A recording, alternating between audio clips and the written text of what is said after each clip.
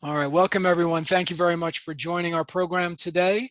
My name is Ken Shopman. I'm the Executive Director for ABRF, and on behalf of the ABRF Education Committee and our Corporate Relations Committee, we very much appreciate the contributions of our colleagues with Promega. And I'm going to invite everyone to listen to Jenny Loeb introduce our speakers for today. Just as a reminder, as you joined our program, everyone was muted just to control background noise. Feel free to pose any questions you have in the chat. Our speakers will be monitoring that to respond, perhaps throughout the program and certainly at the end. We'll be sharing some video content for participants to watch during the program.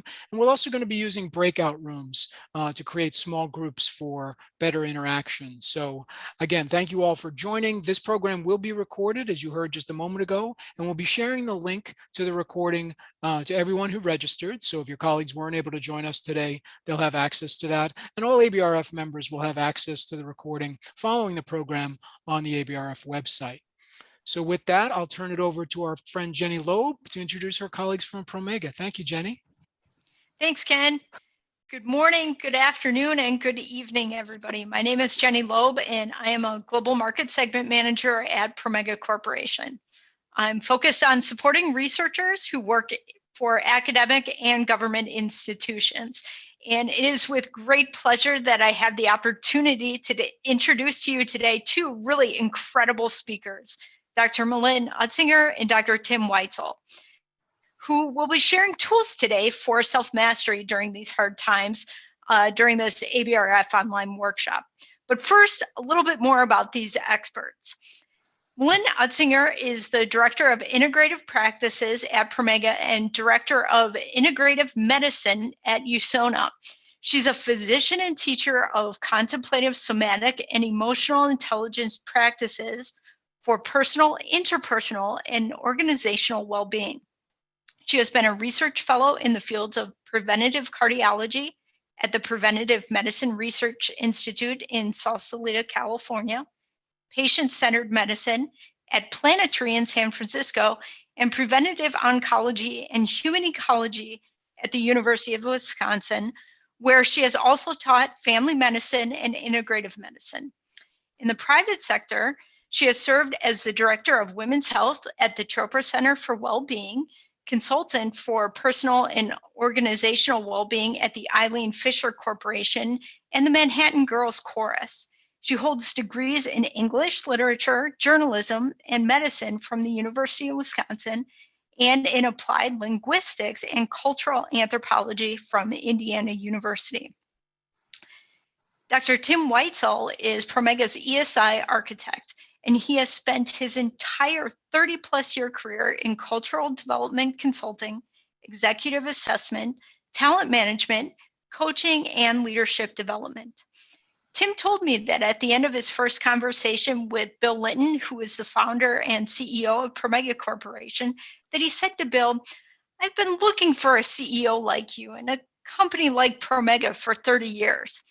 From the beginning, Tim has stressed authenticity, courage, compassion, and healthy relationships as not only essential to happy life, but central to a thriving organization as well.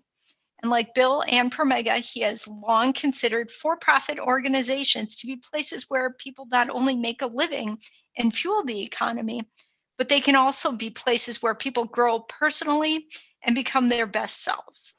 Before joining Promega as its ESI architect, Tim consulted for numerous organizations in the life sciences and pharmaceutical industries, including McKesson, Lawrence Berkeley Labs, Gilead, Merck, and now Promega.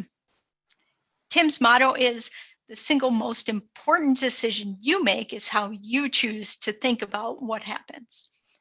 I turn things over to Tim and Malin without further ado. Thank you. Thank you so much, Jenny. It's lovely to be meeting this group. And I know I speak for both Tim and myself when I say nothing really excites us more than to bring this work that we are engaged in, believe in, and like to observe what happens in to scientists, where we can see it applied in in a world that is so complementary to our own. And so we get really excited about these kinds of opportunities. So just to say a personal word about what got me into this, I think I might sum up my bio maybe in just a sentence to say that what has always interested me is how people's well-being, their medical well-being, the physical and emotional parts of that can be so strongly correlated into the stories that they tell themselves and the wider social and emotional conditions of their lives. Of course, there are other components of it, and I just have found myself really enjoying working on that intersection. And I think what really launched me was 25, 30-ish years ago, just before I started medical school. I worked in California with groups of people with heart disease, and as part of their treatment, they were required to go through a group setting where they shared about the stories of their lives. And sometimes we saw the biggest steps forward in what they were able to do for themselves from a lifestyle point of view after that kind of participation. So it really launched me forward. Tim, would you like to just take a moment to and tell how you got to this point? Well, I was planning on working that into other parts of the presentation. Perfect. I almost said that. So you trust your gut on these things. Great. I'll turn that over to you when your time flows in. So I just am going to go briefly at a high level over our agenda for today. Our talk is entitled Self-Mastery Tools for Hard Times, and I think we all know what that means. I mean, even before COVID came along, we are busy people, often managing multiple parts of our lives at once, wanting to do those things with excellence and efficiency. And we're just carrying a lot, and therefore tools to better understand what's going on inside of us and refine them into better practices are always welcome. Then along came COVID and added just significant stress and unknown to all of our lives. So we've found that these tools have become all the more relevant, all the more hopeful. And while they're lifetime tools for learning, we know, we've seen in ourselves and we've seen in the people that we work with, that just by beginning to learn and beginning to put them in place, a little bit of practice regularly goes a long, long way to opening up well-being and positive team building. So within yourself and within your groups of people you work with. So our areas of focus today are grounded optimism. We choose that title as opposed to blind optimism, so you'll learn more about that soon. Then we move to the power of vulnerability. Hang on to your seats. We plan to make that safe and effective for you, so you don't have to run out now and say, ixnay on the vulnerability for me. We're coming there. And then a few exercises, namely one called RAIN, which we'll get to, which is a 4-step exercise for building your strength and insight through these processes, and a second one called HEAL. I'll save further explanation of those for when we get there. And then we'd like to, before we go further, also make a nod to professional support. So my role and Tim's role within Promega relates to what we call emotional and social intelligence and the coaching and teaching that we do around those processes. And we find these things relevant for just about all human beings in just about all work settings. And when you can begin with these emotional and social intelligence tools, you can often take yourself into greater degrees of health and function. But there are times in life, and just about all of us encounter them, where there is a place for professional support, therapeutic support, medical support. And we just want to draw your attention to the fact that what we're doing today is teaching and coaching It isn't therapy. It isn't psychotherapy or medical treatment, although there are certainly some overlaps in the materials we'll share and the why of things. But please do take those steps and know that professional support and therapeutic support in a one-on-one manner are sometimes exactly the complementary step that you could use to take these coachings and teachings and make more of them as they personally apply to your needs. We spoke with a general manager of a life sciences company in Germany a while ago. In fact, I think it's safe to say that this was one of our own general managers of Promega in Germany a while ago, and he said that through his professional career, he's come to realize that it is very strong people, not weak or needy people, but very strong people who seek out psychotherapy and make much of it. So a nod to that before we go forward. But with that, I think I'm ready, Tim, for the next slide. Yep, there we go. Yeah. So while Tim is populating this step by step, or I think this is good, just leave it where it is for the moment, Tim. This is a depiction of our, what we call the ESI, again, emotional and social intelligence wheel, and its basic components.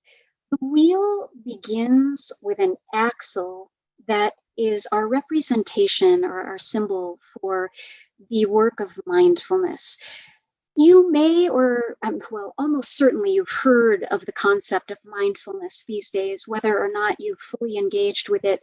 But some people, when they hear the term mindfulness, they automatically think of meditation. Sometimes they think of very particular kinds of meditation, which can get commingled with religions or spirituality. And what we want to say is that the way we use the work of mindfulness, it is simply about paying attention on purpose to the aspects of life and processes of life that are fruitful to pay attention to. It also doesn't mean negative ruminating or obsessing about things. In fact, mindfulness used rightly is a tool to let some of those go. But this definition of mindfulness means that every one of us listening today, in order to become successful at our jobs, has had to exercise forms of mindfulness to get there. If you're a scientist, you absolutely have to learn how to pay attention in a focused way on purpose to the aspects of your work, your investigations, your repetitions of your, the verifications of your experiments, in order to really tell if what you're seeing is valid. So we just want to put a plug in for you to hear this word mindfulness in a very neutral and functional way about learning to pay attention on purpose to the things that are useful for your well-being. The next step is self-awareness. So we take this mindfulness and we first turn it on ourselves. We start to pay attention to what's going on inside of us, both on the physical level and the emotional level.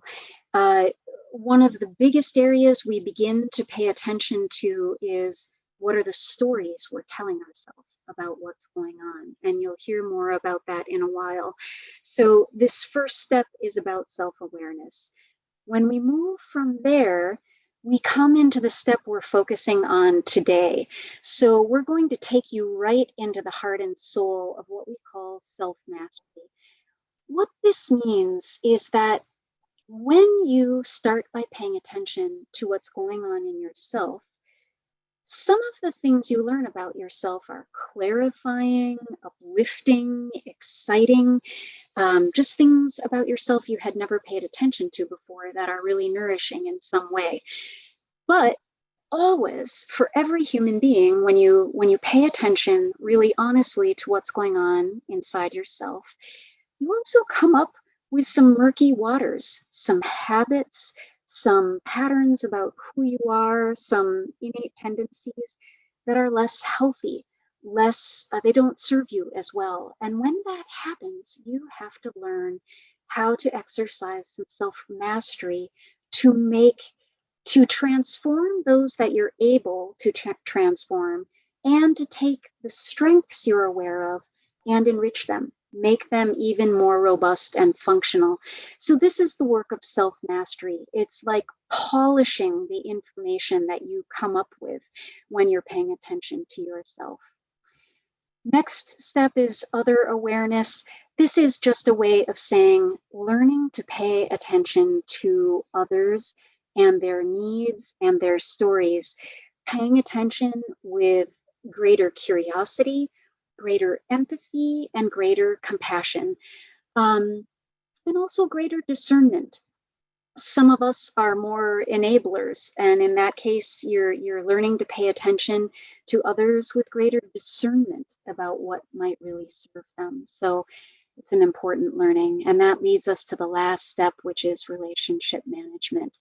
This is the keystone of the work within organizations. All of the previous steps are working toward building healthier, more trust-based, transparent relationships that work, where people know where they belong, how they contribute. They're able to have discussions about their needs. Things just work better when relationships work. And this influences the climate throughout organizations. Of course, we know that a great deal of this change happens because when people do these learnings, they also apply them in their personal lives, and their personal lives become enriched and clearer sometimes. And this helps people bring more of their energy and more of their skill back to work. So anything you'd like to add about any of that explanation, Tim? Nope, you covered it nicely. Okay, all right, great. Well, I'm going to turn then the talking stick over to you. All right. So when we talk about optimism, we're not talking about this pie in the sky positive attitude where, we deny difficult reality, right? That doesn't do anybody any good, and it's simply not true. When we talk about optimism, we're talking about making a choice about how we view a situation in relationship to our ability to address it. And I think, Malin invited me in to say a little bit more about myself. I would say the most profound lesson in my career was when I realized that I had the power to choose about how I relate to things, about how I think about things. And that for us in the ESI program, optimism is about choosing to learn and grow in relationship to what happened, as opposed to closing down in defensiveness and getting harder. So just to say a little bit more about optimism in general. So scientists have found that optimism is closely correlated to a higher quality of life in pretty much every way imaginable. Better health, a longer life, less stress and anxiety, more successful careers, better relationships, more creativity, more resilience in the face of adversity. And furthermore, positive psychologists assert that the opposite of depression is not happiness, it's optimism. I'd like to say that again. The opposite of depression is not happiness, it's optimism. It's an optimistic sense of our own capability to handle adversity and setbacks, and the capacity for vigorous activity in the face of both. So to make a choice about how we relate to something, and to recognize that we have the capacity to be empowered actors and take vigorous activity, that's the optimism, that's the positive thinking. The positive thinking is not being in denial of how terrible things are. The optimism and the positivity is saying, I can choose to be an empowered actor in the face of this, and trusting in our own capacity to do that. And so specifically in the ESI program, we look at optimism as choosing to learn and to grow. It's a learning orientation. It's living the perspective that everything that happens, joyful or hard, even though we're talking about self-mastery in difficult times, so we're thinking more around difficult situations, but it's true for the good things too. But everything that happens offers us the opportunity to grow and build our capacity through learning, build our capacity to hold more of life, build our capacity to be responsive in a way that fosters healthier relationships, healthier responses, the opportunity to learn how to just be both really effective in dealing with a situation that needs to be dealt with, but doing it in a way that maintains the dignity and the connection between people. That's the heart. That's the heart of emotional intelligence, is dealing with reality as it is, but doing it in a way that builds connections. And then taking what normally hardens our heart and closes our mind and use it as a path of learning and awakening to new possibilities. We're taught to be tough. Malin will talk about this more later, but we're taught to be hard and tough. And there's a place for toughness. And there's a place for being steely-eyed and hard. But it doesn't have to be, and it's even not the best way to be as a rule in dealing with hard times. And then choosing the right thing to cultivate. Do we cultivate our resentments, our cravings, our doubts, our fears? Or do we cultivate our inner authority, our openness to life as it is? And obviously we want to support you doing the latter. And in a moment, Ken is going to break you up into pairs, and you're going to talk about, how an optimistic point of view will help you build capacity for a challenging situation in your life. But I'm going to share an example of a challenging situation from my life. I'm going to share a really difficult one because it is self-mastery in difficult times. And just know that we do not expect you to share something as difficult as what I'm going to share with you, or to be as open if you're not comfortable with it. Do what feels right for you when you break out into your groups. But my story, and I have to say, I get nervous when I share this story. I've shared it a couple of times in presentations, and I'm yet to get completely through it without getting a bit choked up. So bear with me. But I have a 15-year-old son, and he's a great kid, just a great kid, really, really bright, very self-motivated, top of his class in school. But he hasn't talked to me in 2 years. And his mom and I are divorced. We've been divorced since he's 2 years old. But from that time until, about the age of 13, we really kind of had an idyllic divorced family relationship, family dynamic. Nicole and I, Nate's mother, we had shared custody, and he was 50% of the time with me and 50% of the time with her, and we lived less than a mile apart for all those years. And then around the age of 13, he just started pulling away, and it happened really fast. And anyway, she doesn't have an explanation for it. I don't have an explanation for it, but it's really, really the most heartbreaking thing I've ever had to deal with. And, and because he's not talking to me, and because of work situation, I actually did end up moving from Northern California to Madison, Wisconsin. It's a longer story, and it made a lot of sense, and it's all okay. But I haven't seen him or talked to him all through COVID. And anyway, like I said, it breaks my heart every day. And then, so my choices are, to fall into resentment and to anger and and sadness and depression. And I do all of those things from time to time. That's the other point that we want to make about the things that we're talking about, all the tools, but optimism included. We're saying these things are tools that we have to cultivate. But the truth of the matter is that nobody just flips a switch and says, okay, suddenly I'm completely optimistic and I'm taking the optimistic viewpoint from this point forward. I go back and forth on a weekly basis. I go back and forth sometimes on a daily basis.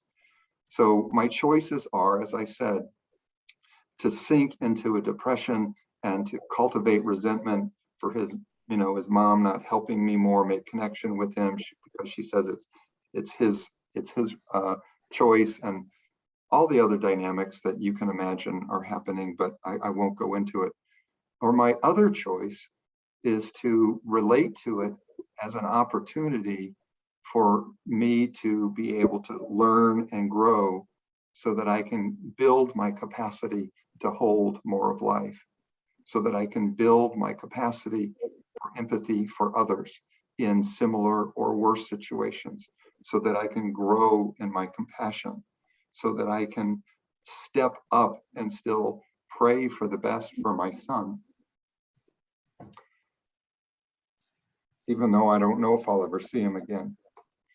And I mean, hopefully things will change and all that. But my point here is this stuff isn't easy. And it's not about, I mean, sometimes it's easy and sometimes it's about happy things. But again, we're talking about self-mastery in difficult times. And for me, making that choice to do what I can as often as I can, to use it as an opportunity to open my heart and to be more present in a compassionate way with others, and to hold all of life to hold all of life with more grace and courage. That's my challenge. And sometimes I do it on a given day, and sometimes I slip into my sadness. But the struggle is really important. And so again, when we break you into pairs, you don't have to come up with something that intense. I just wanted to share something that's very difficult for me as a case in point, and I'll bring it in later to talk about it. But if Ken, if you could break people up into pairs, the questions that we want you to talk about is share a situation in your life right now.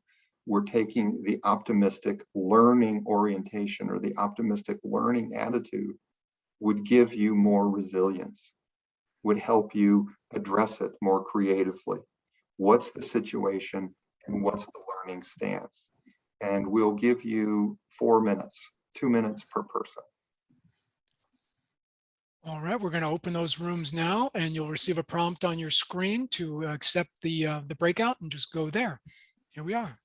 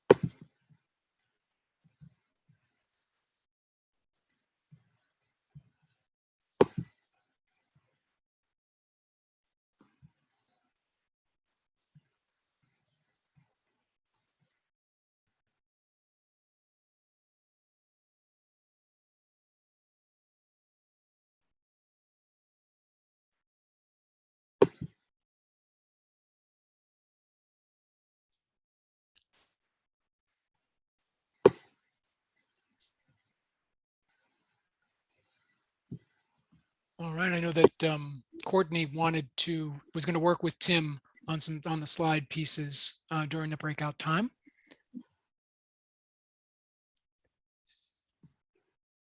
Great.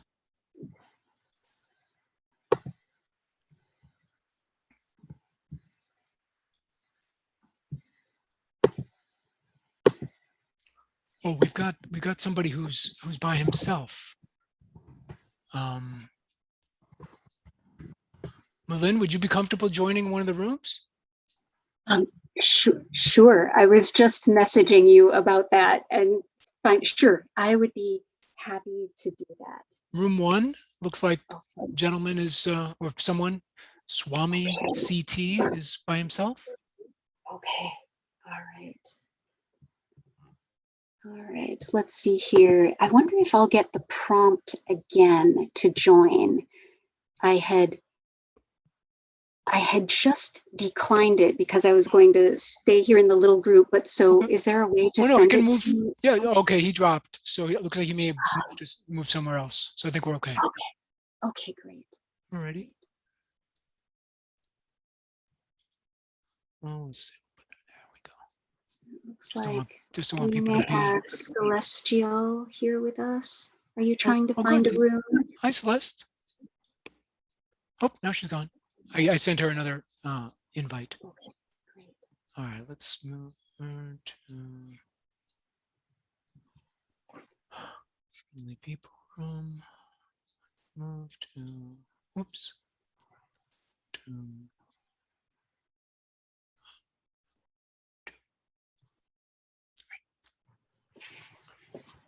I just want people to be off by themselves, right? There we go. Yep. Looks like we lost somebody, so I'm going to move this person. So we have a couple of rooms with 3, but I think that'll be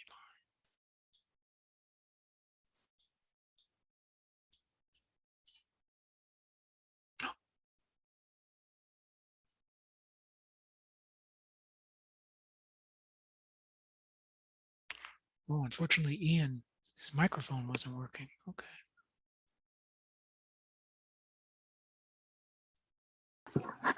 So I was trying to say something, but it wasn't. Nothing was coming through.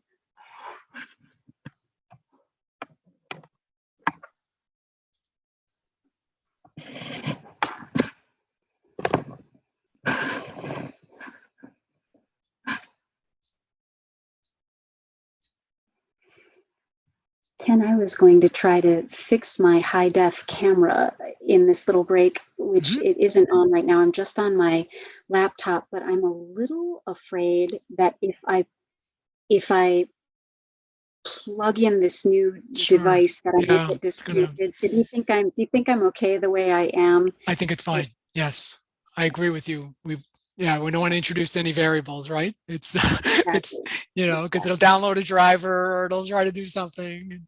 Yeah. Exactly. Now I'll be honest, I haven't been watching the time, but I think we're probably about 3 minutes in after everyone got Yep. settled. I Does think that make sense so. to you? Yep. And we are in no big rush. I think it's Okay. just fine if they have an extra minute because, like you say, some were getting settled. Extra minute or 2. Thank you for handling this gracefully, tucking in all the stragglers. Right. Or not, I shouldn't call them stragglers, just tech difficulties. That's right. They just got isolated. Yeah. Reel them in. Yeah. Mm-hmm. Yeah. Is Tim in a breakout room now? He must be. Yeah, well, his name is, Okay. with one of our longstanding members, Deb McMillan. She's fantastic. Okay, nice. Oh, great. That's great. Yeah, I figured that out because I was going to try to message him privately, but his name didn't show up. Only those of us who are left in this Hear that? space. Yeah. So, yeah. Nice.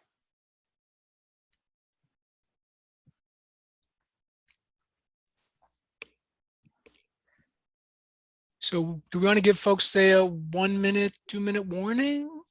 Why don't we do that? Let's give them a 1 minute warning. And still in all, everybody always reports that they were cut off just at the cliffhanger, just when they were.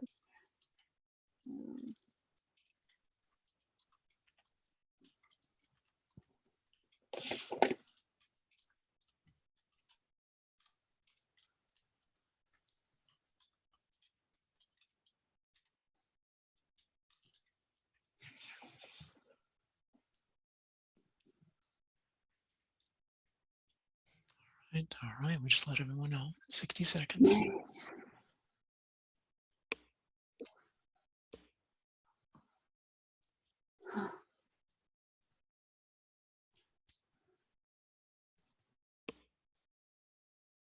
Oh.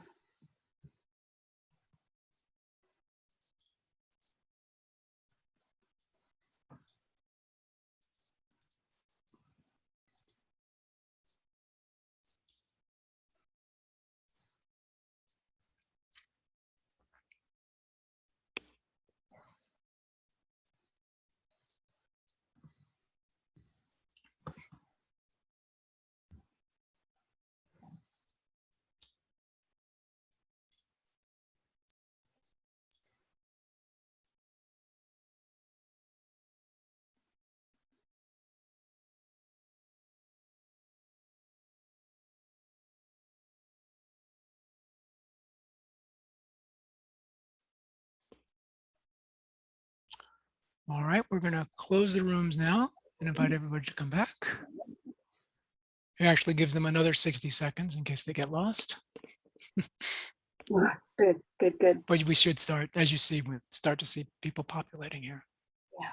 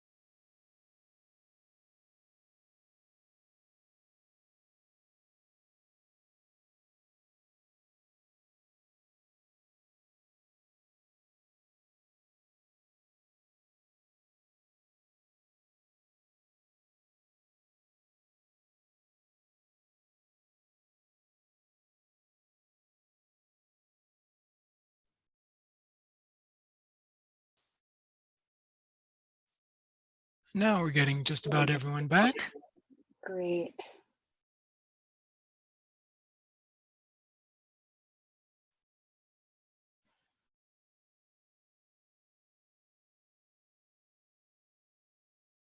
And I'm muted.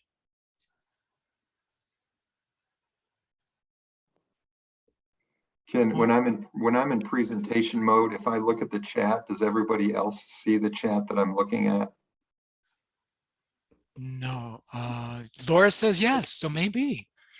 Okay, so then when I ask questions, I'm not going to be able to read responses. So Malin, maybe you can do that, or Yep. Jenny or Ken can help us out.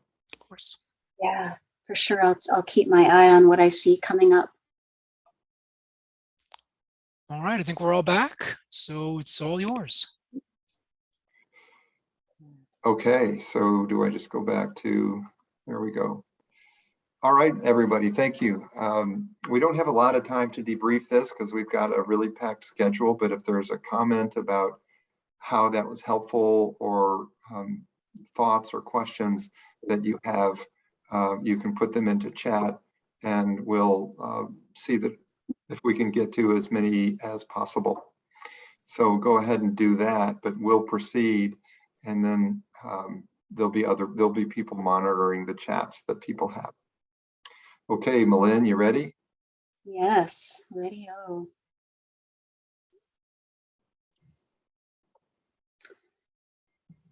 Let's see, I'm just waiting while I think the slides might take a moment to come back up, so. Well, and actually, while we are waiting for that, I'll just start talking about what's next. So following this conversation about grounded optimism and where and how it applies in our lives and how we'd like to draw on it more.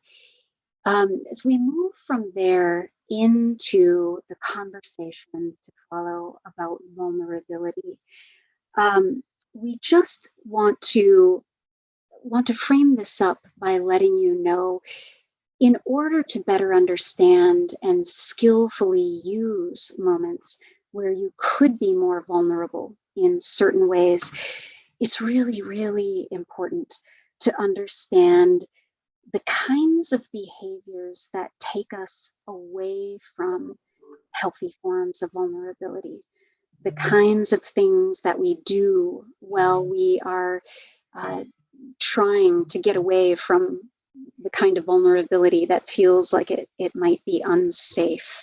So, Tim, just to make sure that things are being pulled up properly, are you seeing the slide, our next slide about common responses to hard times? Yes, I am. Are you not? I'm not. I'm No. seeing you. And it doesn't really matter. I can speak to this slide while you take a moment to look for it some more. But yeah, but I just wanted to let you know it's not showing up. Okay. Am I still sharing the screen at all?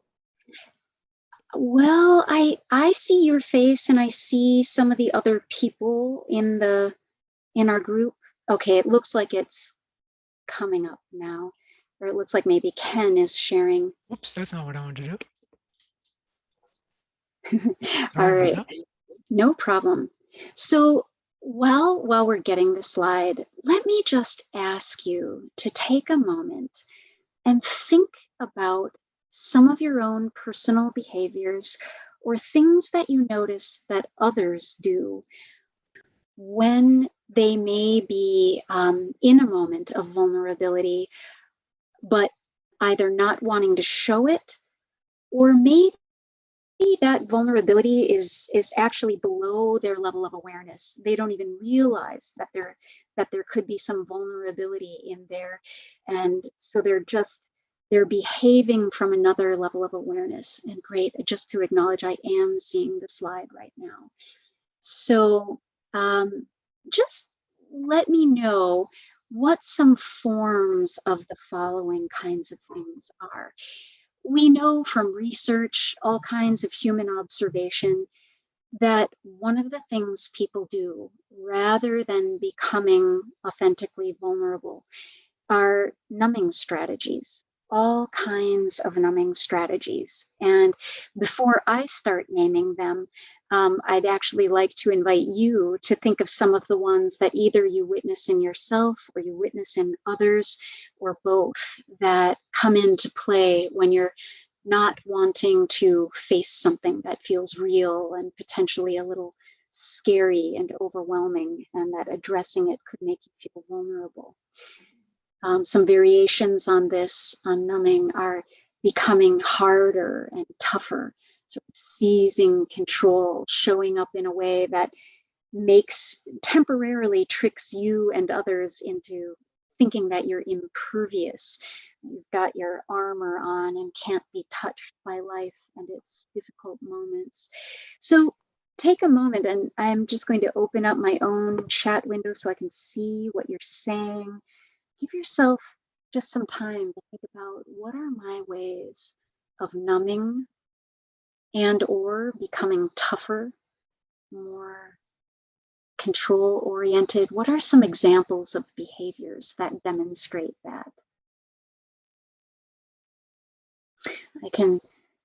I can tell you in my own life, there were some early years, my grad school years, and before medical school, where I dealt with a lot of my sense of fear about whether I was going to be good enough or worthy enough for the path, or whether my work would be high enough caliber, how it would be received, all that kind of stuff.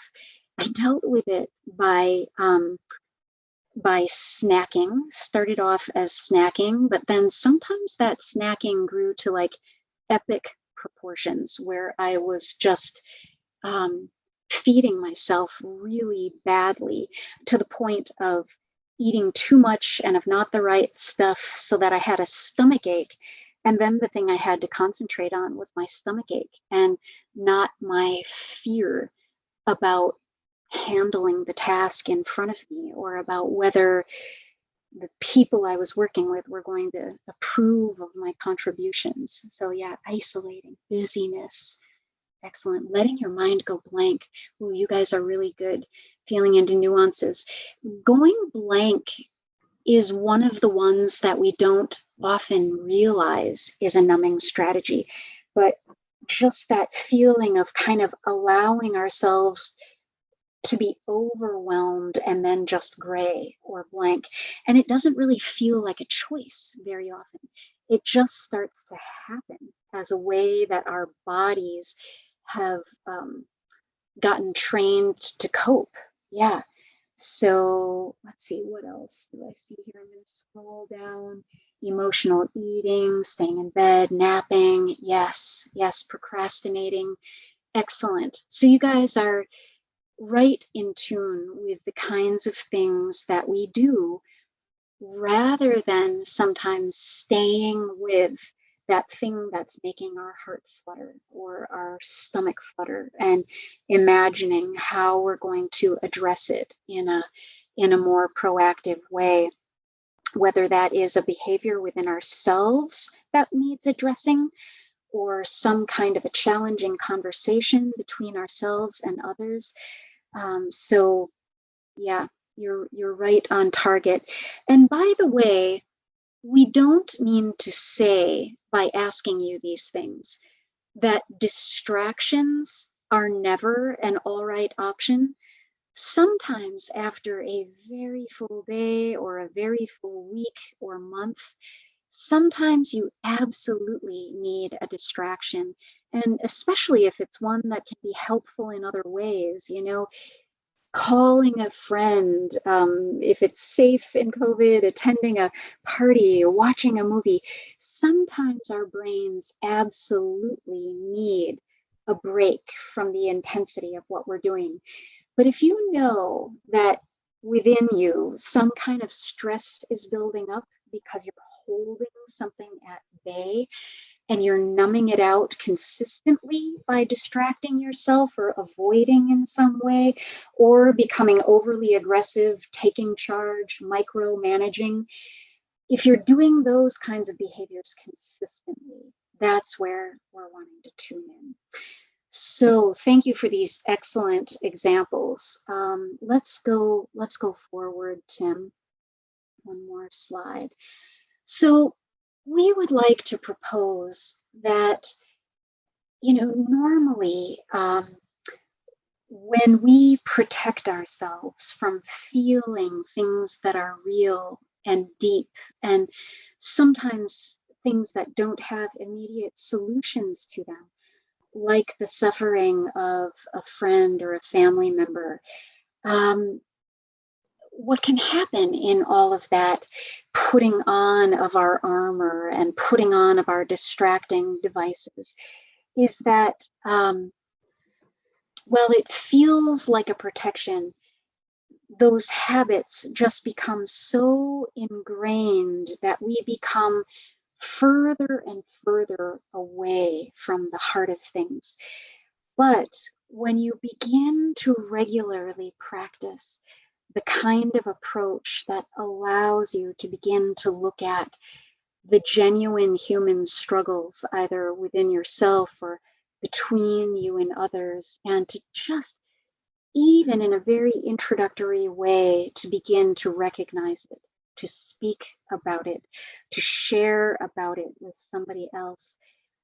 Very, very often, while those moments can be hard and challenging, they take us right into the soul of life, the sweetness of life. And it's funny, as we were creating these slides, I began to think about a blues singer or an R&B singer or a singer of folk songs, many kinds of folk songs in multiple traditions, where what they're singing about is the truth of life and its difficulties. And they're doing it in a way, we're drawn to those songs sometimes because it feels like a way of processing and getting into the soul of our own lives, the sweetness of it, the juice of it, the nitty gritty of it. And so as we step into some of these exercises, we hope that you too will feel some of the juice and the value at the core of these exercises. So Tim, you can go forward again. Yeah, let's see here. So if we are going to ignite innovation and all of the qualities that we know bring workplaces alive, connection, idea sharing, building off of each other's energy, we of course have to rehumanize work. I shouldn't say of course, because there are all kinds of strategies out there that don't involve rehumanizing work, that rather involve focusing just on efficiency, focusing just on more mechanical processes and asking for more of people without understanding the needs and the humanity that underlie them. So solutions that tend to stick and stick more deeply also tend to involve rehumanizing our understanding of each other and not just beginning with efficiency. So in go forward then one more slide, Tim. And this is where vulnerability comes into play. If we want to rehumanize the workplace, we need to be more human in the workplace. Some of you may know this very fascinating body of research data that was unearthed by Google over the course of many, many months, starting a few years ago, actually now several years ago.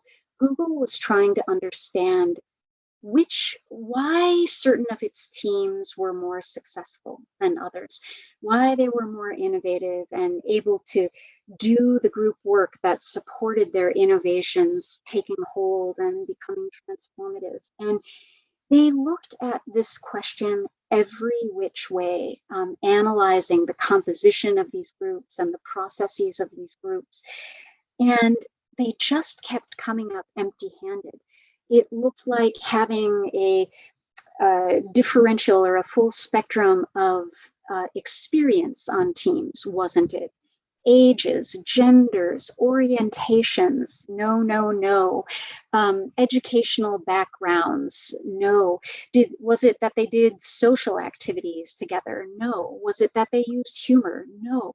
None of these things solely could explain the success of teams. But it turns out that what did explain the success of teams had to do with the creation of psychological safety. And what was the biggest factor in the creation of psychological safety? It was the ability of one or more critical members within the team, their ability to be appropriately vulnerable, to share something about their own process, whether that was a struggle or a personal illness or a question, or even sharing a sense of confusion about why things were as they were. Just that ability to share some authentic vulnerability created enough psychological safety that then the rest of the necessary qualities could kick in. Of course, skill level was a part of it. Of course, one's ability to problem solve in other ways was all a part of success. But without that psychological safety and the vulnerability underlying it, those teams couldn't actualize their innovation. So learning to become human, so important. Tim, go ahead. I'll send it over to you. Right. So there are 3 myths around vulnerability, and I'm not sure where we got this list. We might have taken this from Brene Brown also, but we've gotten a lot of use out of them. Anyway, but the three myths are vulnerability equals weakness. Vulnerability is letting it all hang out, and I don't do vulnerability. But in reality, and I'm speaking, by the way, to the first one, vulnerability equals weakness. I think that might be one of the biggest barriers to people using appropriate vulnerability. And we keep emphasizing appropriate vulnerability with discernment. You need to be awake to the context that you're in, and so forth. But we have found that vulnerability is actually really the cradle of our emotional life. You know, if we want to be more emotionally and socially intelligent people, we have to be in touch with our emotions. We can't marginalize our emotions as things that are inappropriate for the workplace. I mean, obviously, we don't want, we're not promoting yelling and screaming or sobbing all the time, but just a healthy, grounded being in contact with your feeling life. It is our feeling life that drives our understanding of what we need. It's our feeling life that allows us to connect with other people and tune into what they need. And in my 35 years of consulting, yes, there are often conflicts around, you know, resource allocation and what's the right technology to use, and what is the data from an experiment really telling us about this product we're trying to develop. There are conflicts around those all the time, and they're important. But what I have found keeps people apart and unable to move forward are their individual needs that are not being met, their individual needs for satisfaction in the sense of feeling like they are, like their ideas are valued, feeling like they're included, feeling like they're being respected. Their needs for feeling secure in their role and the status that they've earned through all their hard work. It's those things that are actually keeping people apart from more effectively dealing with the technical matters of the surface problem, the actual concrete problem, right? And so vulnerability, appropriate vulnerability, as we see it, is the birthplace of joy and courage and creativity. It's the heart of our aliveness. It's the source of empathy and authenticity. And it's a foundation for resilience. For example, when going back to my situation or the example with my son, Nate, when, as I said, I go back and forth, I haven't found the way to be 100% of the time in the optimistic mode. It's just a complex situation. And sometimes it just hurts on a day and I go down the, you know, the resenting and sad path. But I also find that when I am in that resentment mode, when I'm in that anger mode, I'm steely-eyed and I'm harder and I'm tougher and I have an edge that I'm shorter with people and I'm aggressive with people. And, again, Melinda and I want to make really clear, we are not saying that there is never a time to be hard and tough. We're not saying that there isn't a time to just really give it to somebody straight with, without mincing words. But that can't be the only way that we go about it, because it just creates breaks in the connection between us. And it's the connection between us that allows us to really collaborate with each other. It allows us to be creative with each other. It allows us to form meaningful bonds that have the resilience to withstand difficult times. And I know that when, again, just leveraging the story about my son, Nate, when I can find a way on those good days, when I'm in the place of holding it as an opportunity to build the capacity to be with life as it is, with more grace and more courage. My heart is more open. I have more empathy for other people. I feel more alive. I have something that I refer to as more absorptive armor. And what I mean by that is when the arrows of life, when I'm operating from more absorptive armor, when the arrows of life hit me, there's like an absorption in my system, and it just spreads it out. And I can respond again with more grace and equanimity. I can respond with more creativity and a learning orientation. So in my experience, when I'm able to be in that appropriate, vulnerable place, that open, authentic place, in touch with my humanity, and being willing to share that in an appropriate way, I am so much more strong than when I'm in that place of steel-eyed hardness. Again, there are places where steel-eyed hardness is necessary to save a life, to, a variety of other things. We could probably list numerous places where that is. But it is a myth to think that it's an inaccurate myth to think that that is the place of being the most responsive and the most effective and the most able to withstand difficult times. Literally just yesterday, I was watching a television show where there was a father and a newborn baby. There was a newborn baby born in the show, and the father was holding him in the tenderest of ways and whispering to him a blessing. And he said, "All right, little man, keep your guard up and stay angry.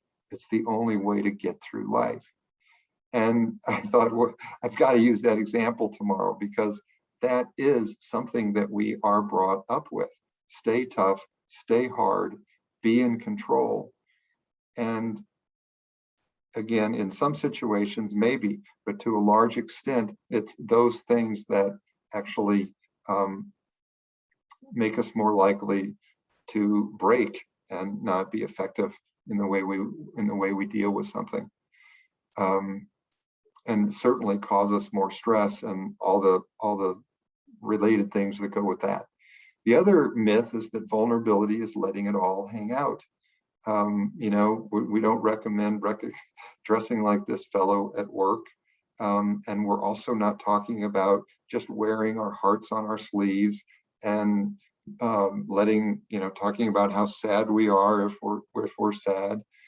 But as Malin said earlier, one of the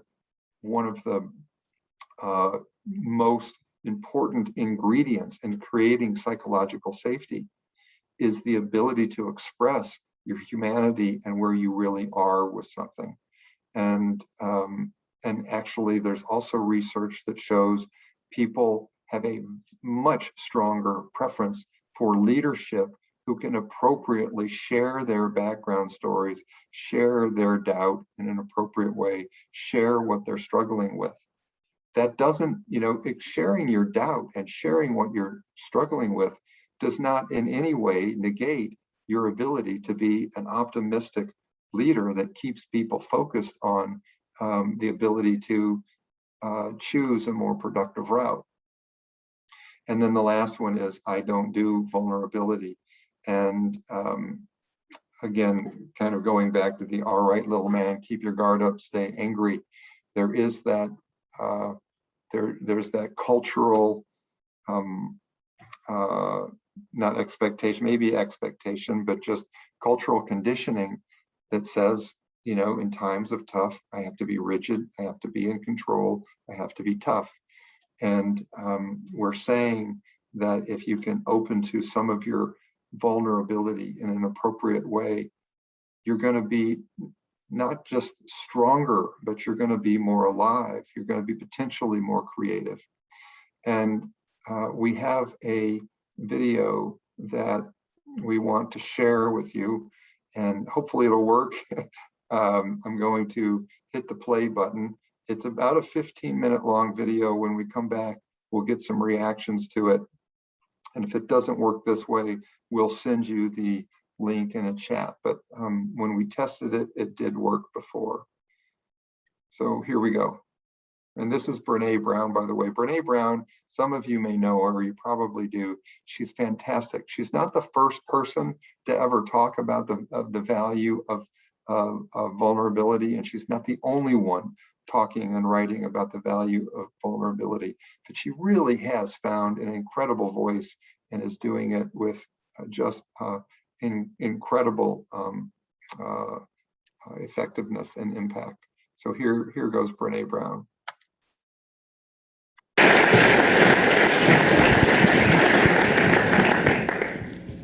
So I'm going to start by walking you into a scene in a movie, and then I want y'all to tell me what happens next. Okay, here's my black. Christmas Eve. Beautiful night, light snowfall. Young family of 4 in the car on the way to Grandma's house for dinner. They're listening to the radio station, the one that starts playing the Christmas music like right at Halloween. Jingle Bells comes on, the kids in the back seat go crazy. Everyone breaks into song. The camera pans in on the faces of the kids, the mom, dad. What happens next? Car crash. 60% of people say car crash. 60%. Another 10 to 15% have equally fatalistic answers, but more creative. I have the camera cuts to the oncologist who is looking at the bad news that he's going to share the day after Christmas. They get to grandmother's house, everyone's dead, a serial killer's on the loose. And I had one dude who worked in a shark attack. I did. What's interesting to me about this, and it's an indictment a little bit of the media, which I wouldn't so much care about, except that I'm a vulnerability researcher, and I've spent the last 10 years studying vulnerability, and I cannot tell you how many hundreds and hundreds of stories that I've collected from people who that is their response, not just to media, but in their real lives. How many parents I've interviewed who will say, and I'm looking at my children and they're sleeping and I'm on this, just the verge of bliss, and I picture something horrible happening. Do you know this? Yes. I get the promotion and I get to fly up to headquarters, to find out about my new job and what's going to happen. Plane crashes. The fatalistic response is not universal. We're not all like that. But it is a symptom of an issue that is both universal and, I believe, profoundly dangerous. And that is, we are losing our tolerance for vulnerability. And in our culture, what do we think is synonymous with vulnerability? Weakness. Y'all are an excellent audience. It's almost as if I trained you. It's perfect. Weakness. And I'm going to talk about how that's not the case tonight. Vulnerability is absolutely at the core of fear and anxiety and shame and very difficult emotions that we all experience. But vulnerability is also the birthplace of joy, of love, of belonging, of creativity, of faith. And so it becomes very problematic when, as a culture, we lose our capacity to be vulnerable. So this kind of fatalistic car crash is a symptom. I refer to it as foreboding joy. One of the symptoms that we're losing our capacity for vulnerability is that joy actually becomes foreboding. Something good happens, or we're looking at someone we love, or we're thinking about something we care about, and then we become compelled to beat vulnerability to the punch. Other symptoms, disappointment as a lifestyle. It is much easier to live disappointed than it is to feel disappointment. And so this is the person in the after school movie that I don't want to play your stupid game because it's dumb and boring and because really maybe nobody will ask me. We sidestep getting excited about something because we're not sure it's actually going to happen. Low-grade disconnection is another symptom of vulnerability avoidance. We go through the motions. It's like low-grade fever. It may not kill us, but it keeps us pretty miserable. Perfection is one of the, I call it the 200-pound shield. How can anything go wrong if my life looks like an ad? I'm going to perform and please and make sure everything's perfect. And perfectionism has nothing to do with striving for excellence and healthy, it's nothing to do with healthy striving. People who I interview who are absolutely accomplished and people who strive for excellence are the biggest negotiators and compromisers that I've ever interviewed. Perfection is a tool to protect ourselves. Extremism. There's a very simple equation. Faith minus vulnerability equals extremism.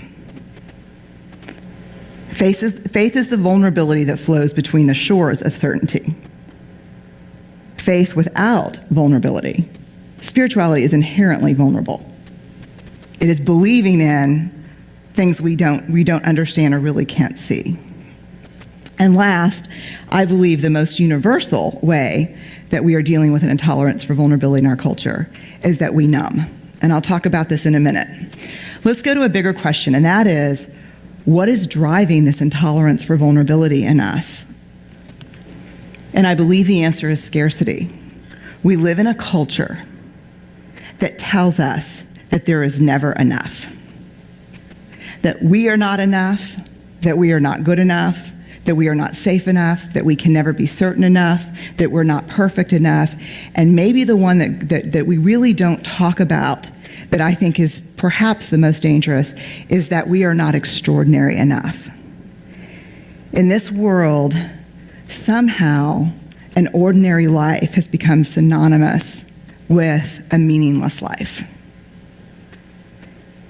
And so often we are missing what is truly important because we're on the quest for what is extraordinary.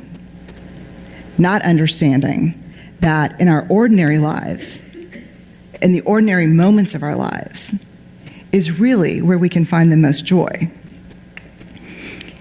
One of the things that happens, I think, in our culture of scarcity is that we are constantly collecting images and messages and experiences. I think it's unconscious. I really don't think that we're aware of how many messages and images of scarcity that we collect every day. And I want to tell a story about something that happened about 6 months ago that I think really illustrates this. So I have to catch a flight to go do a talk somewhere, and my daughter's, I have a 5-year-old and an 11-year-old, and my daughter's really struggling with a school project. I am definitely in the scarcity mode. I shouldn't be going. I'm not a good enough mom. I can't balance all of this. I have to go to my bank, which is inside of a grocery store, which is, I don't know if that happens here, but in Texas, all the banks have moved inside the grocery stores. So I walk up to the grocery store the sliding glass doors, and there's a big Code Adam sticker, which if you don't know what that is, it's an incredibly important program, but it's a program that says this store and its employees are trained that when a child has gone missing or nabbed, everything in the store shuts down. So I look at that and I think, oh God, okay, just stay focused, Brene. No one's gonna nab your kids while you're away. I go and get my money, I get back in the car, I get on the freeway toward the airport, and I pass the Amber Alert. Keep driving, Brene, keep driving. About 2 miles past the Amber Alert, there's a sign that tells me that 39 people have been killed on that specific stretch of highway. And please wear my seatbelt.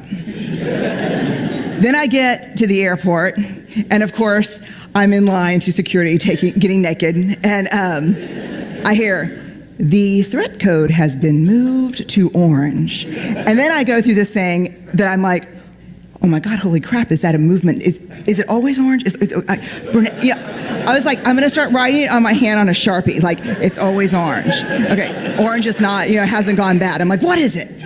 Okay, so I'm like, orange. Okay, it's orange. Okay, I think it was orange yesterday. Maybe something's happened, and I was busy reading the Amber Alert, then trying to find the license plate. So I get to my gate, and I sit down, and they're like, do not leave unintended baggage, And I look down, and there's a bag. And I'm like, oh my God, wait, it's a diaper bag. And I know that mother is like 10 feet away chasing her kid, and I'm like, but I saw this on Law and Order. And I'm gonna board that plane, and then the next thing you're gonna hear is ching ching, that Law and Order ching, ching ching. And then we're blow up. So I get on the plane, and I'm really getting ready to start. I'm in kind of what you would call, I would say, an anxiety attack. So I'm having an anxiety attack, and the guy comes in, I'm flying in business class, and the guy comes in, he's sitting next to me. He turned out to be a supply chain manager consultant. And so he looks over, and he's like, you okay? I'm like, I'm good, yeah, what's up? And my phone rings, and my son's face pops up. Well, he's 5, so that means his school's calling. Hello, Charlie's got a fever. Can you come get him? So I'm like, I text my husband, I take care of it. And the guy next to me said, really, are you okay? By this time, the cabin doors are closed. And I said, you know what? I'm good. But I'm having that thing where I can't decide whether my gut is really saying, get off the flight, something's going to happen, or I'm just freaking out. And I'm trying to figure out how to do something crazy enough to get off the flight, but to not end up on the no-fly list.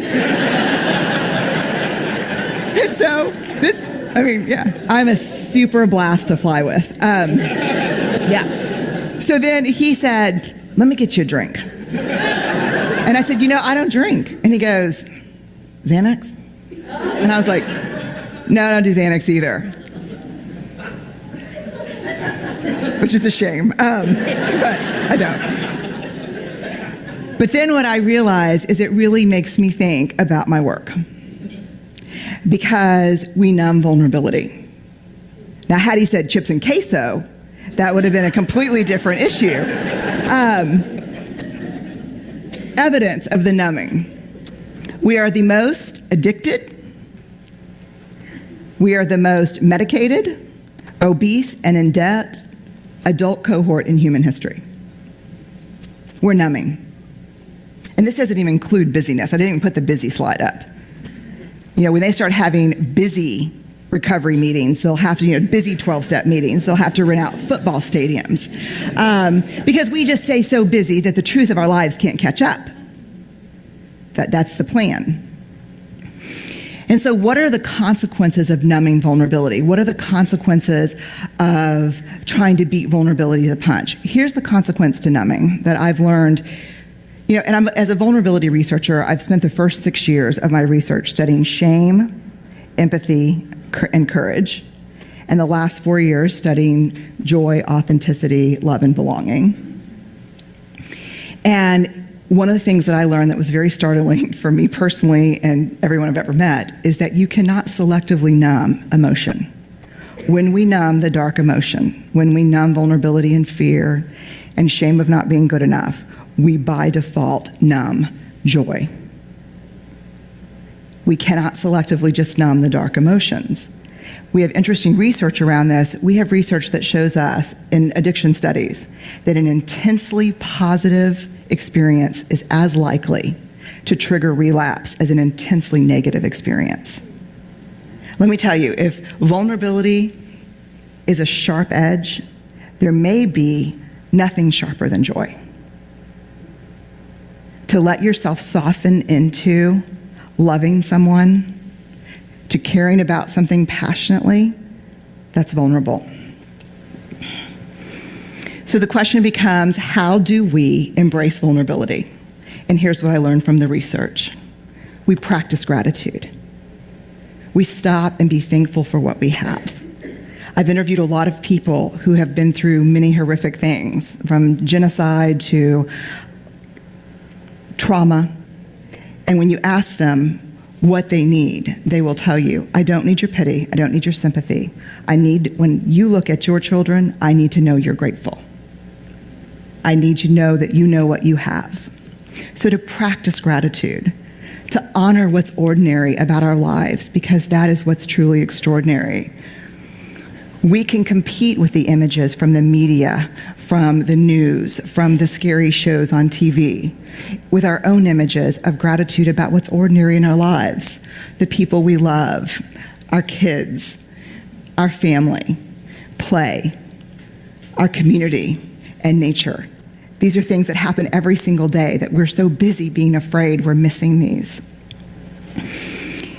So that's, I think, the biggest thing, is to be grateful for what we have, to honor what's ordinary. And last, I just want to say that, and I'm a parent and I'm a vulnerable person too, but I really believe, we want more guarantees. We want to believe we're not going to get hurt and that bad things are not going to happen, and they are.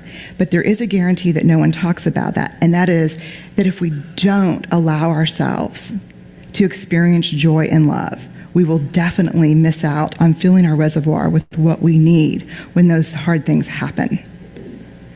And so I'll end on the note that I'm grateful for your time tonight, and I'm grateful to be here.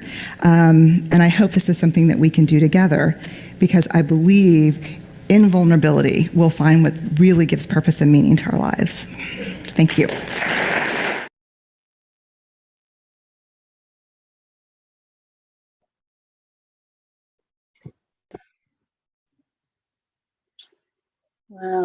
Well, Tim is moving us forward to the next slide. I just want to open up the chat for a moment and ask you, what about that struck you? What is something that you may have seen within yourself and your reactions to vulnerability that you're learning from in this moment? We had one really nice comment already that came in from Jada, saying she could really identify with this. And just in the moment of experiencing joy, that's when you convince yourself something bad is about to happen. It's like a way of trying to predict and control life, which we know is impossible. Yeah, I really resonate with that too. That one gripped me. Does anyone else have something from this that struck them? And yeah, fascinating.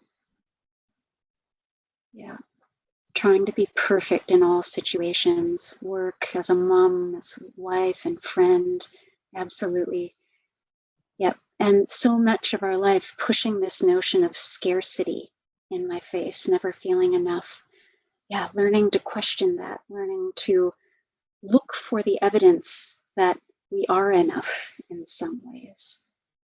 Yeah, trying to figure out, oops, let's see, I lost the chat moved. Let's see, never being really able to achieve full joy because of fear of something sabotaging it. Yeah, trying to figure out how to fight through something that hasn't even happened.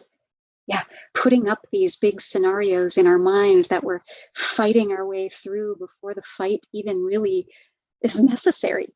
The thing hasn't happened yet. Not being okay with being ordinary. Yeah, you guys, these are it really tuned in comments, sensing the real processes within yourselves and our lives. Yeah, yeah. Yeah, maybe this last comment, the fact that a lot of our societal issues may be stemming from the same problem, maybe the elephant in the room that's hard to address, kind of thing. Yeah, okay. All right, so, well, we thank you for that, and we hope that this video will keep working at you. It's really one of our very favorites because of her way, her careful way of taking her research and translating it so relatably into our lives. If you're interested, I saw Courtney put the link into the chat, and it's been one that I've gone back and watched a number of times myself to ingest it more deeply. All right, so we'd like to take you forward now to a next thought exercise and group exercise, and we'll see if our slide will go forward. Well, that's all right. Yeah. That's all right. If need be, I could share mine if there's, we had this problem happen with a little bit of stickiness getting out of the video last time. So Tim will see if he can do it, but if he can't, I've got it queued up too. I think I got her figured out. Okay, I'll start telling you what this is as it's coming up. Okay, great. There he's in the slide presentation and can just go forward. We've got a thought exercise we'd like to take you through on vulnerability. And after we do that, we'll give you a short time in pairs to discuss what came up for you. So just on your own, thinking and writing, if you've got something to write with about the thoughts, the ideas that come to you, knowing that when we pair you up with someone to share about this, feel free to just to share what feels safe to share to you. You don't have to share your whole process. You can just share parts of it, no worries. So let yourself take this exercise and really apply it as fully as you can to a time in your life. So the first direction is think of a time in the future when you know that you're going to have a conversation or you have to show up as an actor as a person who's engaging and participating in some kind of a shared activity. This could be a home conversation, a work-based conversation, something with a friend, anything where you know that your own degree of vulnerability, what you're willing to share about your process, is going to affect how this goes. And you can give yourself a moment to think about this. You know, when has your numbing or distracting or removing not worked? How would you like it to go differently? When has your becoming a control freak or hard, steely-eyed not worked? And how would you like that to go differently? So think of a future conversation. And then the questions to ask yourself about it would be the following that we have up here. What would be the advantages of being more vulnerable, authentically vulnerable in this situation? What would be the advantages to yourself and to others? And then what would be the disadvantages or the risks to yourself or others of your being more vulnerable than you otherwise might have been? So that's the first one.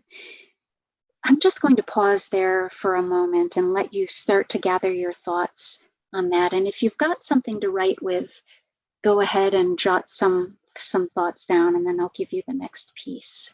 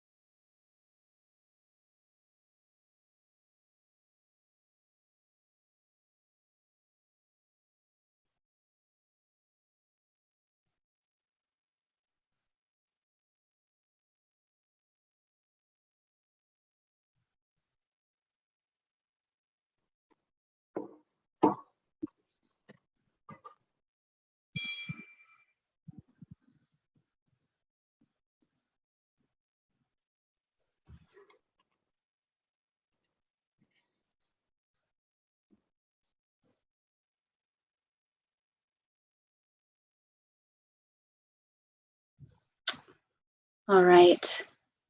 I know we're not giving you a lot of time for these. Please do come back to each part later if you'd like to enrich it further. But the next question to ask about this is, what would it actually look like for you to be more vulnerable in this situation? What would you say? What are the nonverbal components of it? Body language, behaviors. How does your presence change? And along with this, are there different degrees of vulnerability that you could imagine? Again, knowing it doesn't mean letting it all hang out always.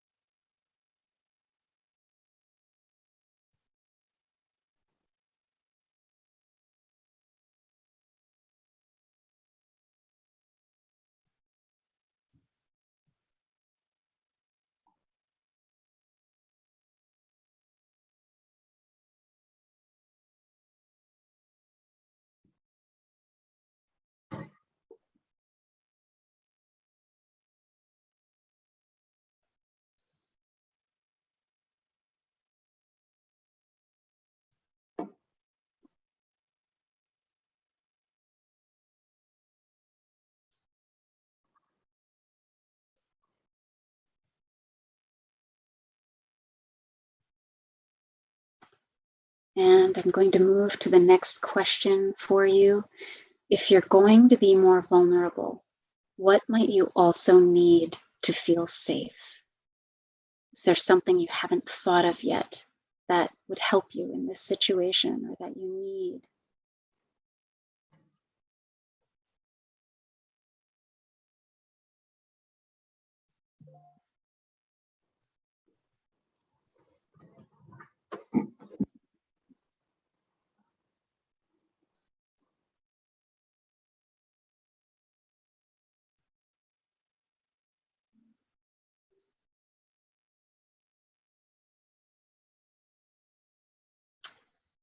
And then I'm going to give you also number 3 because they might be related. Are there ways that you can convey both vulnerability and an appropriate sense of authority or confidence in yourself, or just positive self-regard, knowing your value in some way, even while you are conveying vulnerability?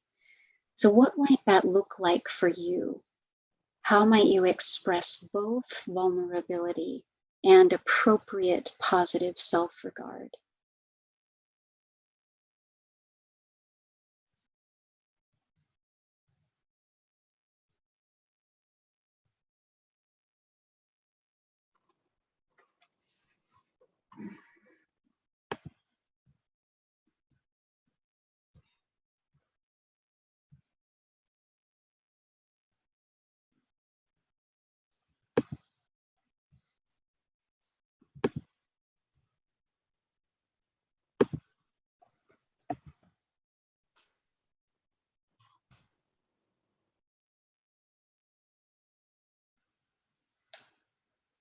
And last of all, how might doing this help you with self-mastery in hard times? How do you see this as related?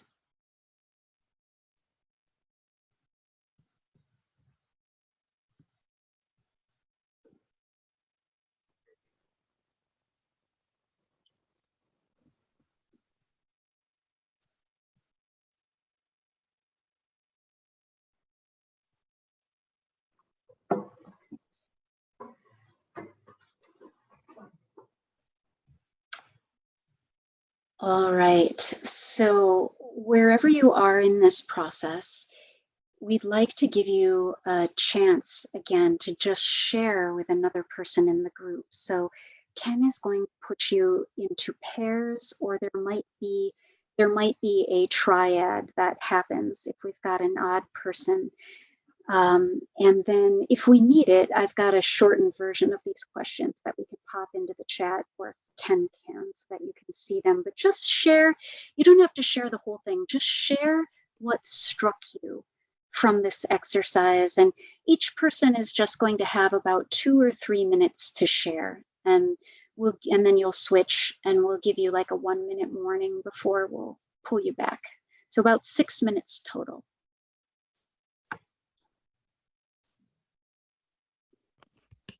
All right, so everyone should see their invitations to join the room.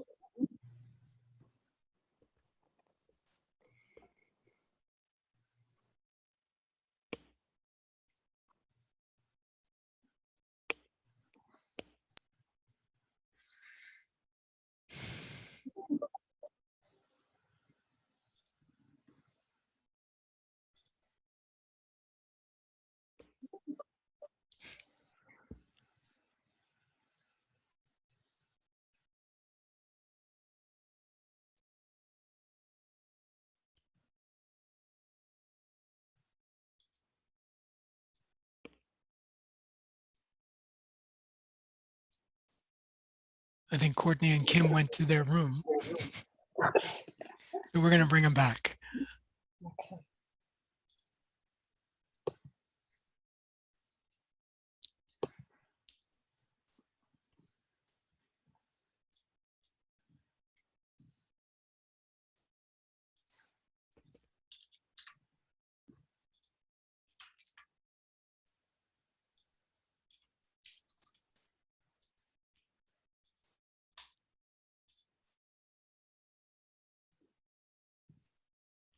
There we are. Is it just us presenters? Yeah, I think other folks are here, but they're just observing, or I just see. maybe not participating right now. I see. Yeah. Okay. Well, would it be appropriate then to talk strategy while we have a few moments? Let's just do that Think so. timing wise. Well, so the discussion has been great, and I'm hesitant to think that we're going to have time for the remainder of everything that we have. Yeah. And I'm thinking, this is my preference, would be to do the rain well, and to do your guided imagery, and then I can just go through the heal method with my train example. Yeah. And and then we can promise to send it to them, and I can reference the book where it's from, Hardwiring Happiness. Yeah. And just And tell then, them. Go ahead.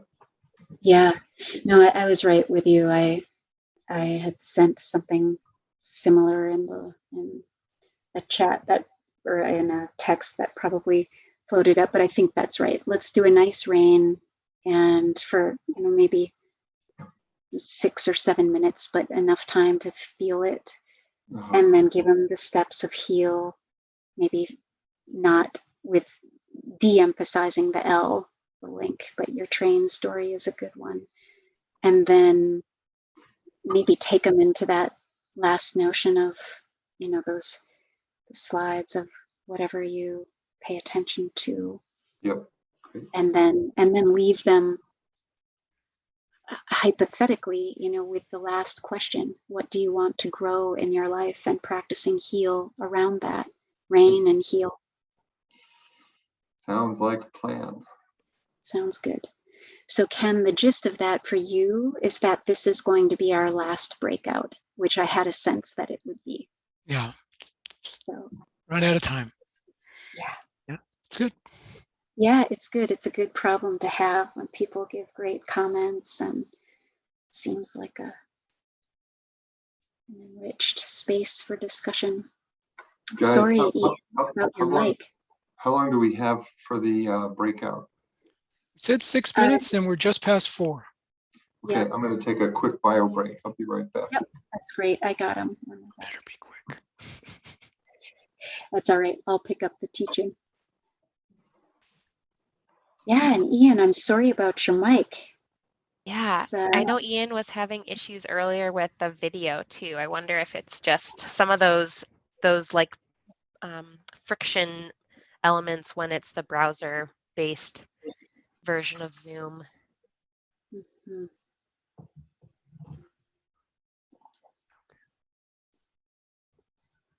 And Ian, I don't know if it's any help to you at this point, but just for this last little bit, we had luck when we did a test meeting with Malin and Ken and Tim and I last week.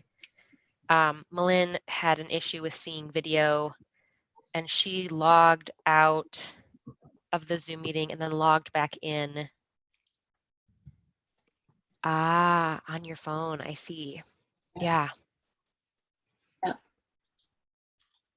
And that could be, maybe that's it too, if you're in the like app version. Ah, yes. Well then, you're getting to just enjoy the the sounds of our voice and part of the chat. And you can always, yeah, always just be that observer and listening presence. But sorry, you're not able to contribute outside the chat. Yes.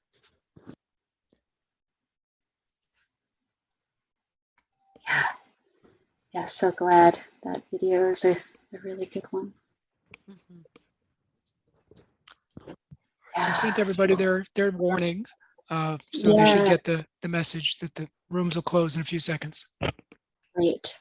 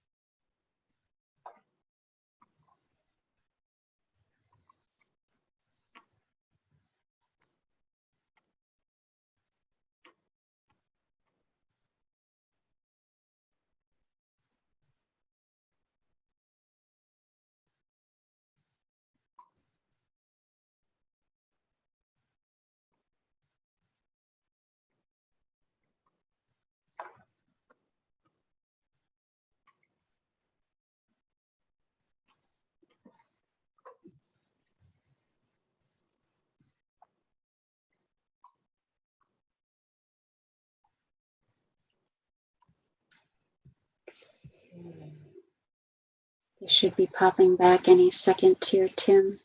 So I should share my screen again. Yeah, that'd be great. Just, you can actually pull it right up to rain if you can.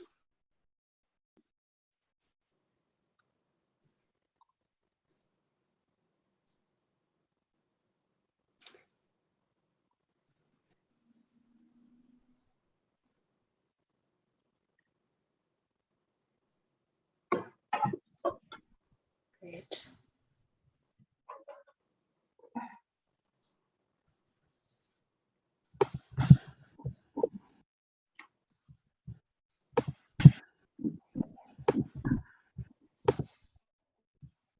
Okay, I'm seeing people coming back.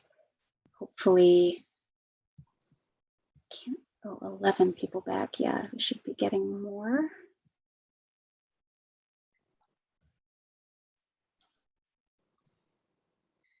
Kind of funny to imagine like a narrow tunnel where only a few participants can pop back at a time. Yeah. A tunnel jam. Yeah. And now we're all back. Oh, great. Excellent. All at once. Okay. Thank you, everybody. And we hope you had a fruitful conversation, maybe that elucidated some things more deeply, even for yourselves. So, taking that experience now, we want to link it into a next practice for you that is called RAIN, or that's the acronym that goes to 4 steps. RAIN is a mindfulness-based exercise, or more specifically, a compassion-based mindfulness practice that is really the distillation of several different practices from psychologists and meditation masters that met at a conference many years ago to share their best practices. And these 4 steps are what it distilled down to. And I'm going to give you the steps briefly and then take you into just a little guided meditation so that you can feel them within yourselves. So the R of rain is for recognizing what's happening, just the simple awareness that a particular pattern, in this case of avoiding vulnerability in some way, is seeping in. The A is for allowing it, allowing that pattern and allowing life to be just as it is. If this seems counterintuitive, trust us that there is a wisdom to this, or I shouldn't say trust us, practice it and see what happens. That's the better, take the scientific approach, do this and allow the learning to come forward for you. And then the I of rain is investigate your inner experience, I would add, with kindness and compassion in order to deepen your understanding. So look objectively and also extend a kindness to yourself as you deepen your understanding. And finally, nurturing is the last step, and we'll get into what that means. So for just the next 4 or 5 minutes, I'm going to invite you, wherever you are, to just maybe push back a little from your desk and give yourself a sense of a quiet space. You can either allow your eyes to look downward, or they can be closed if that feels most comfortable to you. Whatever you do with your eyes, closing them or looking down, just allow it to cultivate a sense of inward attention, inward quiet attention as we do this. And just follow my voice and follow these steps the best you can. So I'll invite you to take a centering breath, just allowing yourself to take a breath that feels to be the right depth for you in this moment, and send it around your body as though you could make an invitation for yourself to be relaxed and present here. And now, exercising the first step of rain, R for recognize what is happening. Allow yourself to focus on a way in which you avoid vulnerability, however you do it, and just recognize what is happening. Say to yourself, I recognize that I'm numbing, or I recognize that I am trying to exert control, trying to make my life perfect.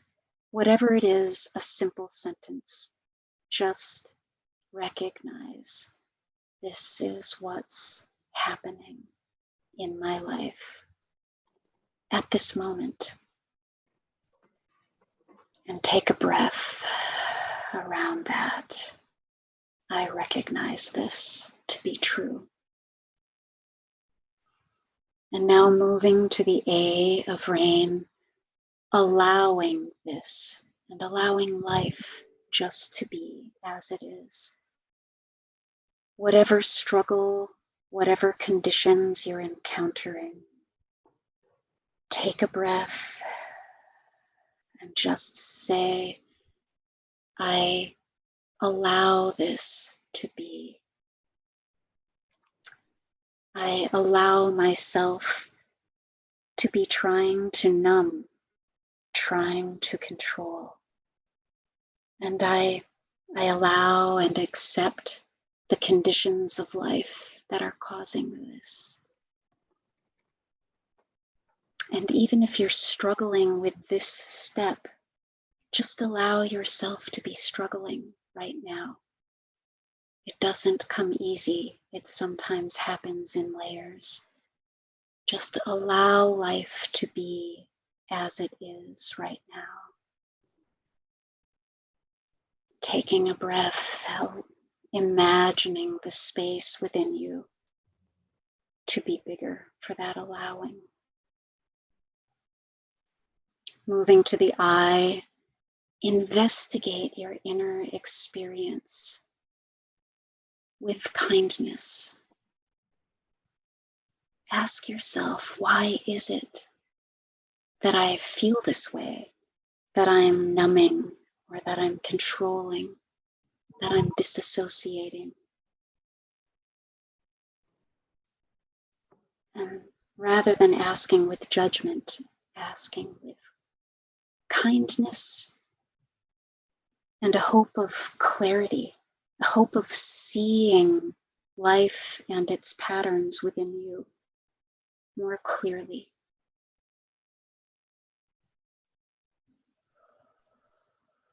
And take another breath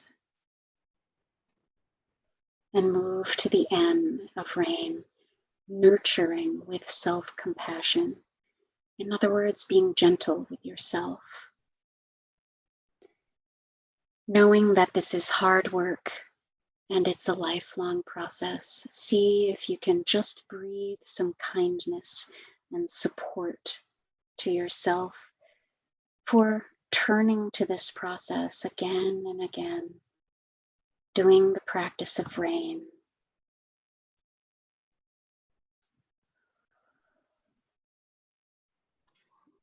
And take a final breath and allow that breath to flow in through your chest and flow around your heart. Flow out into the limbs of your body, down to your hands, down to your feet. Maybe even flowing out just beyond you a little bit to touch the field around you, to affect the space between you and others. And when you're ready, open up your eyes and maybe take a little stretch. Oh, always a stretch is nice after these exercises. Letting yourself absorb the process. And this will be sent to you so you can have these steps and come back to it again and again. And with that, let me turn it over to Tim to speak for our closeout about heal and what this is. So where rain is a tool for helping us learn from difficult experiences and learn from our resistance and investigate what the inner scene is. I use the rain is my favorite tool, and I'm gonna go kind of fast here, but probably a couple of times a day, if I find myself getting triggered by something, I'll ask, what is the inner scene here? What's the inner experience? What is that about? And it's almost always about some unmet need that I can either advocate for or give to myself. And that's a very powerful way, another powerful way to use this tool to just for self-mastery during difficult times. But this heal method that we got from Rick Hanson's book, Hardwiring Happiness, he also wrote a book called The Buddha's Brain, lots of great techniques for rewiring our negativity bias towards more positive experiences. And it's really just simply about using the experiences, the positive experiences, to come our way, to anchor them in our psychology, to anchor them in our neural networks better. Because our brain is really, it's like Velcro for negative experiences, and it's Teflon for positive experiences because of our evolutionarily inherited negativity bias. But what we can do is that we can, just like working out our cardiovascular system, if we go running or biking, or our anaerobic system, if we lift weights, we can work out our ability to make our brain stickier for positive experiences. A story that I like to share is when we were in the middle of the design of our biggest program in our ESI initiative. It's called the ESI Boot Camp. and it's a 5.5-day intensive that's broken up into a 3.5-day residential, and then a 2-day, much later, a couple of months later, more traditional training program. We had reserved a retreat center and had some of our top leaders in our organization ready to go for this. See, I'm running out of time. If you can hang out for just 2 more minutes, appreciate that. But if not, I understand.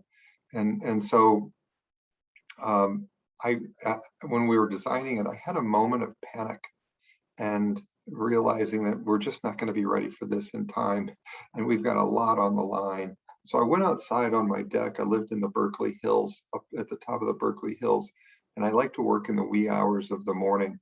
And as I was sitting out there, a freight train down by the water, down by the bay, rumbles by, and at night, when it's quiet, the vibration and the sound just carries all the way up the hill.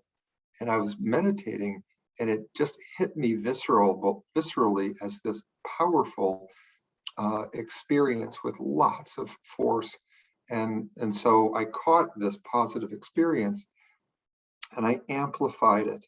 I absorbed it in my body. I felt it in my stomach. I moved it up into my chest. I tried to move it down into my limbs and in my abdomen and so forth. And I sat with that for as long as I could. And there was something about the power and force of that freight train and the recognition of what it was doing that completely cleaned out my doubt. And I literally got up from my chair on the deck, went in and started working, and had none of the panic, none of the self-doubt that brought me out to the deck, and was able to move through the resistance that I had and made great progress on that particular part of the program. My point is that our brain is Teflon for positive experiences. Positive experiences will slide right off unless we catch them and intentionally embed them deeper into our neural networks, our nervous system, our body, and so forth. And if we don't have one that we catch, like I caught the train experience, there are times when I need that oomph again. And I remember that train experience and I recreate it as needed and sit with it. I have lots of dreams that have nighttime dreams that have had very positive messages and energy for me around building capacity, around inner authority, and other things that I've had to struggle with, or other things that counteract the self-doubt that I've often had to struggle with in my life. And when I need that inner authority, I will remember those dreams and go back to those key parts and recreate that positive experience, and so that I can help stick that positive experience into my brain. So we'll leave it at that. You'll also give it a try. You might even want to pick up the book Hardwiring Happiness, and but you'll receive this instruction as well so that you can try it later. Well, Tim and Malin and Jenny, thank you all very much for a truly fascinating, engaging, sort of stretches your mind session. We really appreciate it. Thanks to all of you for joining. I'm going to put one more link in the chat, which is our next online program, which will switch back to the more traditional topics covered by ABRF. Our core administration committee is hosting a session next week on Wednesday around metrics, non-financial metrics that are used to measure core performance. So you'll see the registration link. Of course, the information is online as well. All the registrants will receive a quick evaluation email overnight. And as I mentioned at the top, the recording of today's program will also be available on the website for you to share with colleagues who may not have been able to join us. So once again, Malin, Tim, Jenny, Ian, thank you all very much. Hope everyone has a wonderful day. Take care. Thanks, everybody. Thank you so much, Ken and Jenny, Ian, everyone. Yeah, thanks for your support, Ken.